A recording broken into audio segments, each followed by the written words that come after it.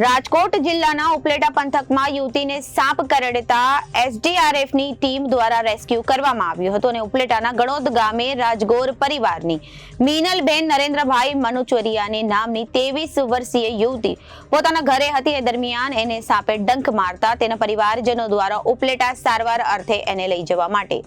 નીકળવામાં આવ્યું હતું, પરંતુ ગણોદ ગામ અને પોરબંદર હાઈવે પરના ગણોદ પાટિયા વચ્ચે આવતા કોઝવે પર ધસમસતો પ્રવાહનો પ્રવાહ વહી રહ્યો હતો તે દરમિયાન એસડીઆરએફની ટીમ દ્વારા રેસ્ક્યુ કરવામાં આવ્યું હતું।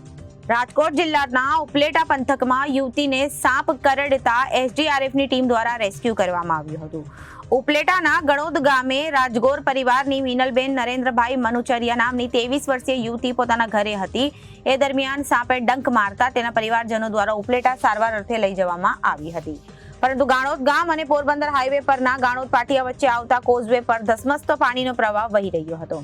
ઉપલેટા મામલતદારને સંપર્ક કરતા એસડીઆરએફની ટીમ દ્વારા રાત્રિના રેસ્ક્યુ માટે કામગીરી કરવામાં આવી હતી અને પાણીનો પ્રવાહ વધુ હોવાથી સવારે યુવતીનું રેસ્ક્યુ કરાયું હતું અને પાણીના પ્રવાહમાંથી યુવતીનું આખરે રેસ્ક્યુ કરી 108 દ્વારા ઉપલેટા ખાનગી હોસ્પિટલ ખાતે સારવાર અર્થે ખસેડાઈ હતી। ઉપલેટા મામલતદાર સાથે પીઆઈ, ટીડીઓ, તાલુકાના પંચાયત પ્રમુખ તથા તેમની ટીમો એસડીઆરએફ સાથે જોડાઈ હતી।